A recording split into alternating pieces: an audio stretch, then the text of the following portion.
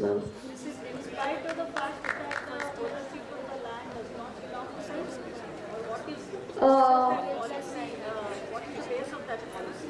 If the tenure doesn't lie with the people who are occupying that land, are they still eligible for that uh, fund?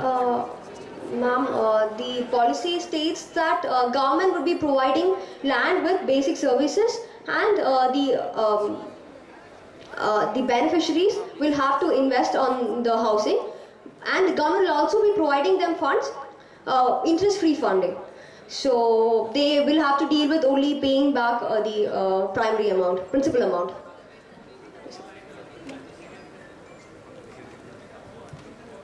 There were few new concepts introduced in this, such as incremental housing. I was looking out for these incremental cluster housing. What sort of incremental concept you have used in this, which was not very clear? Incremental housing means you will be able to add. Maybe an individual will be able to add, or as a project itself, more dwelling units would be added. At an individual level, the basic services are going to be provided. Yeah. Like toilet, instead of community toilet, per household or dwelling unit one toilet, and the one particular area or like one room. Can you just show us in the planning? What is the incremental concept which you have used? You said incremental Cluster housing. Yes. Cluster housing is more or less clear, more or less. But what is so incremental about Can you go to the site section? Yeah. Ma'am, in the FAR we have put on we have the limit G+2, the maximum. G+2 you have. Yeah, we put the limit. Considering that it doesn't make problem to the, like, sunlight is the main thing what we want. If it is not making problem to other person or other household, then it is okay.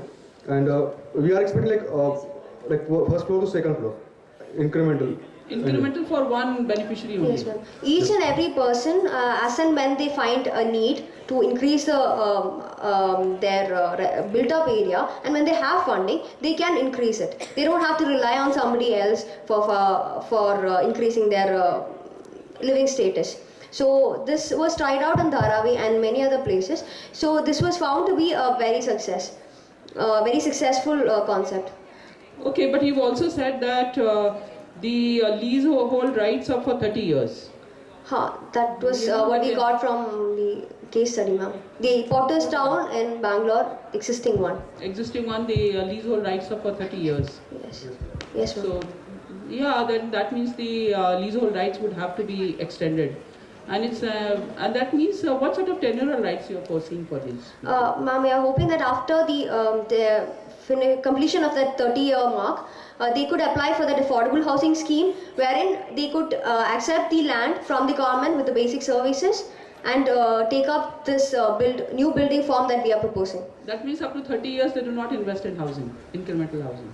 No, I mean this period has already started, ma'am. 30 years is started long back, so we're not sure when exactly that tenure is ending. So as and when it ends, they can start off. Yeah, otherwise the urban local body whom the land belongs, you could negotiate with the urban local body, these beneficiaries themselves, and have the tenure rights transferred to them right now.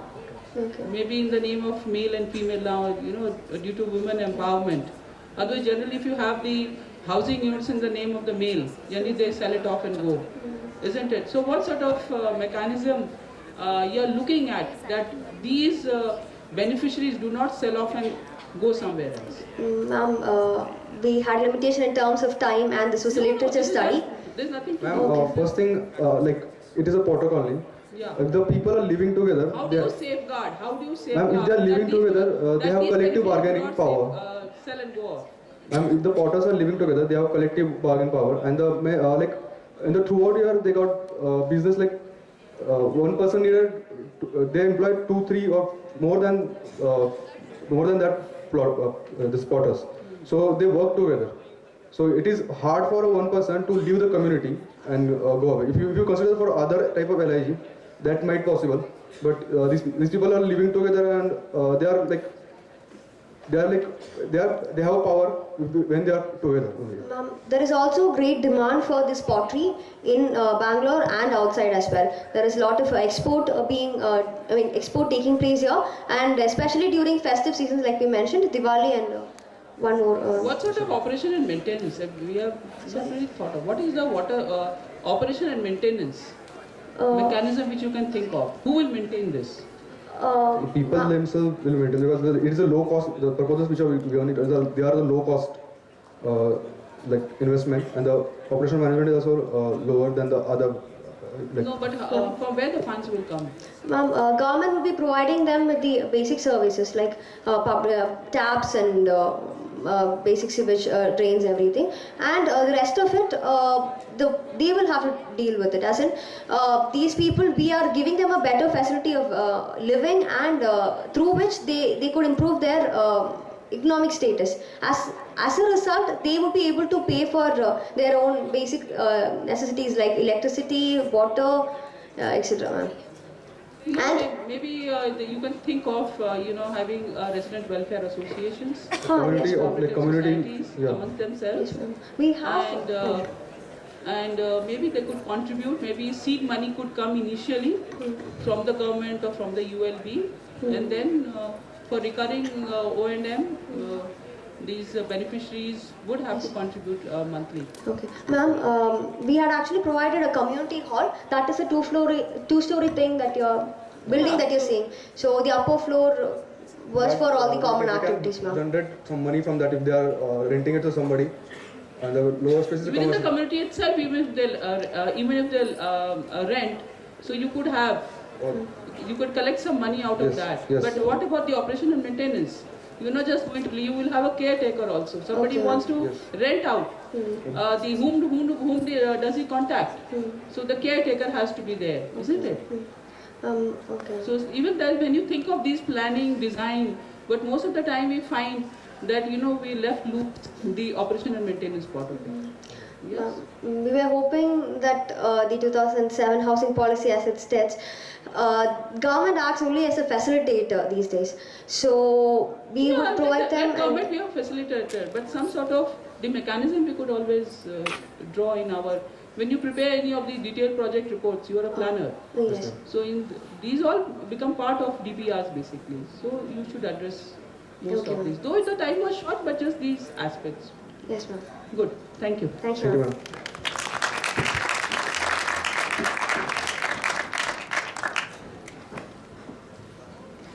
Thank you. Now I'd like to invite Usha ma'am on stage for her inspiring words on the topic of affordable housing.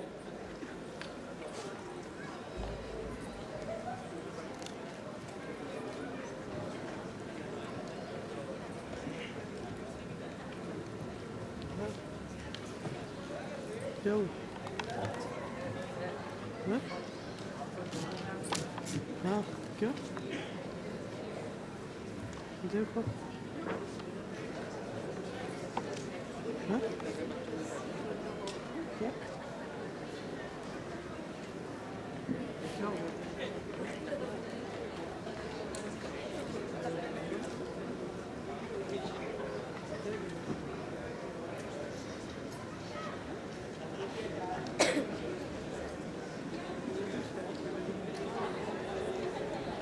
Good evening, friends. I think I'm very honored for being invited at this event to judge the planogram affordable housing. I think the students did a wonderful job, wonderful work. It varied, there was a lot of variation and a lot of approaches and solutions which were given by them. They use a lot of innovative technologies such as rainwater harvesting, rainwater harvesting in terms of using cost-effective building materials and technologies. They were extremely very nice. Most of the colleges they did stick to the planning norms. Most of them basically adopted the affordable housing uh, the definitions which are given by Government of India. The EWS category, which ranges between 21 to 27 square meters. So most of they did not really come up with any new approaches or any new solutions as far as building norms were concerned, but most of them adopted what the Government of India has given the.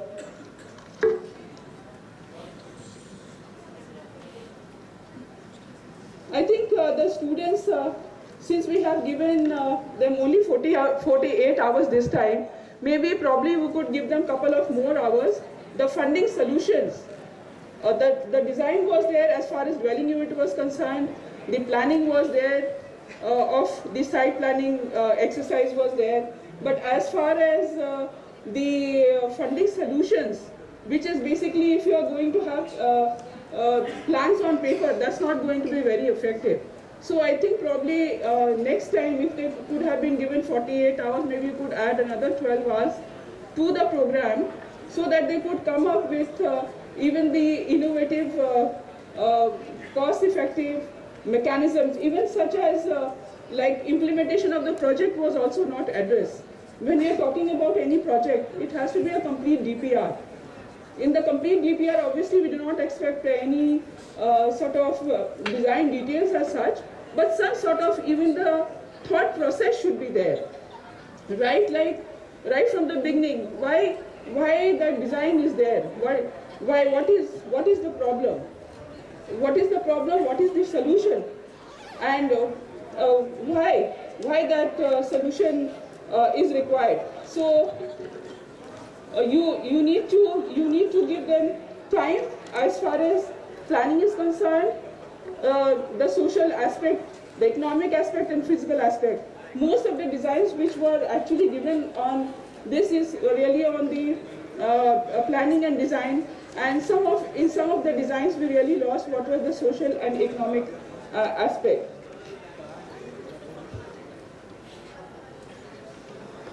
I think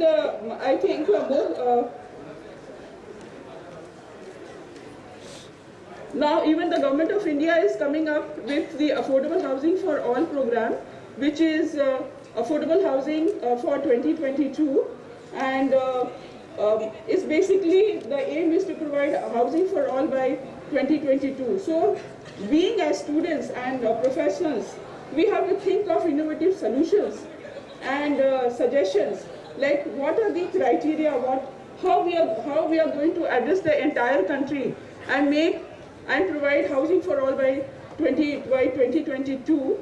So in this we'll have to not only address the slum dwellers, we'll also have to address the urban poor which is outside the slum, and even we'll have to address the needy and the destitutes also. So with these words, I conclude and thank you.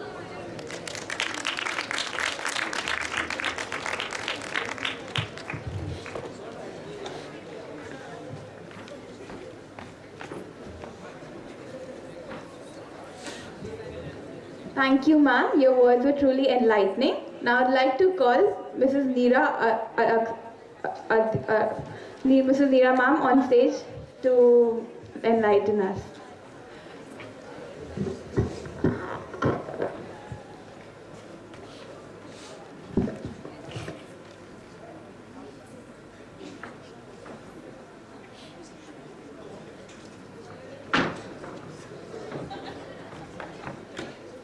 Well, friends, fewer friends than what the strength was in the beginning. But yes, I have to agree with my co-juror that first of all, I am also very honored to be here and to be able to see so many presentations. There were 18 numbers, but they really covered a wide range.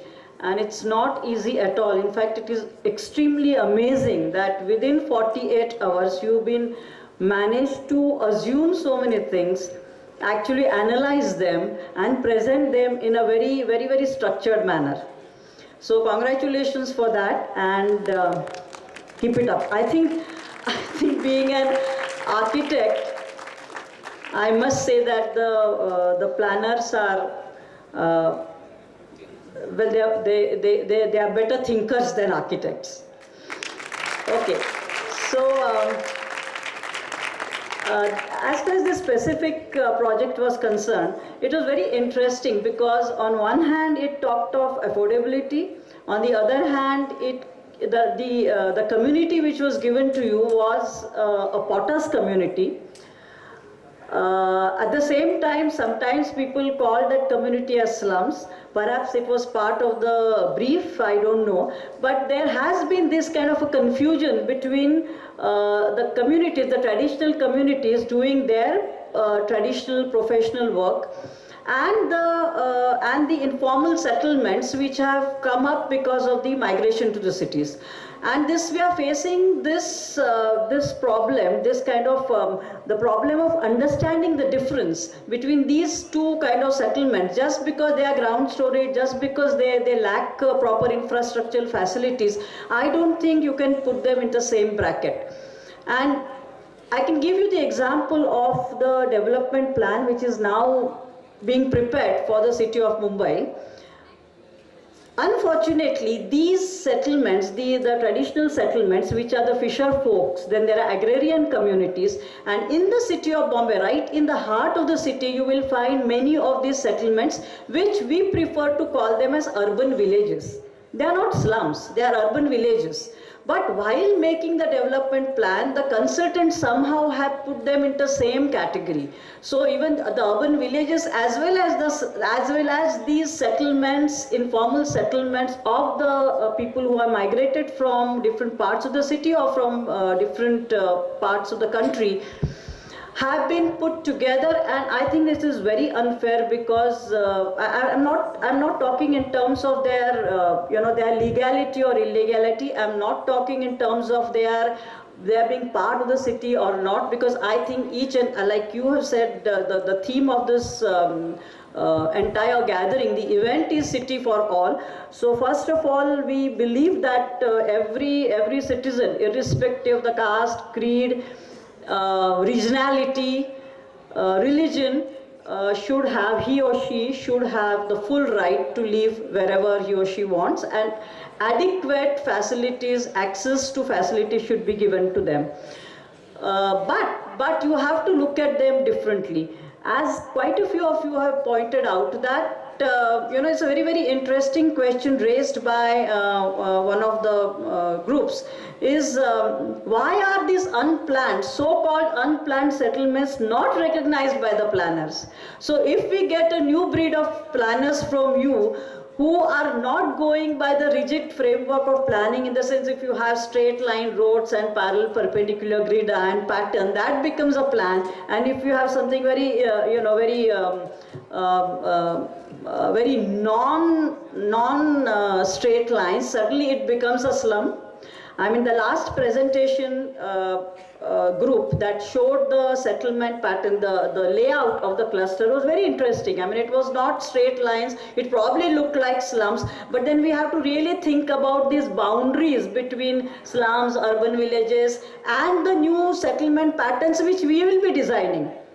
Perhaps these boundaries are very blurred, and the government, state, the authorities probably put them into very specific categories, but somewhere with your work, your own research, your own analysis has shown that these boundaries are very flexible. And I think to be aware of this, if all of you have just taken this message with you, that and that's the reason why you got so many solutions and so many approaches, which means that there is nothing very appropriate way of going about. But because these new urbanism is coming up, there are new issues which have come up. There are different ways of looking at slum. There are different ways of looking at the process of planning. I think this whole exercise is going to be useful to me and useful to you as well. I was personally perhaps looking at being the planners, I was more looking at the innovative use of the FAR without creating high densities. You know, that's a challenge I think we have on one hand because of the development plans being done all over. And like many of you also mentioned that if you have to have redevelopment, then you have to have higher FARs. And if you have higher FARs, you have to have, whether you have to have higher densities at all. That's a question which we should all address. And I was looking at some innovative not even solutions but approaches to that which I found missing. And most of you are shy, and because most of you are shy on addressing the land issue, I mean, you have made so many creative assumptions, so why could you not made assumptions on the ownership of the ownership could be cooperative, the ownership could, the tenure could be resting on them, they could be quote unquote encroachers, and then it will lead to different solutions and different ways of looking at affordability. We did see, I was happy to see different ways of looking at affordability, but the connection of affordability to the land, connection of affordability to the materials and technology, and the connection of affordability to the entire social construction, that was something, I know the time was very short, but probably we can take this back with us. So, yes, these are the main observations which I want to make, and I don't think the others are probably they are repetitions. But congratulations again, and I really feel privileged to have come here and been able to see so many wonderful presentations. Thank you.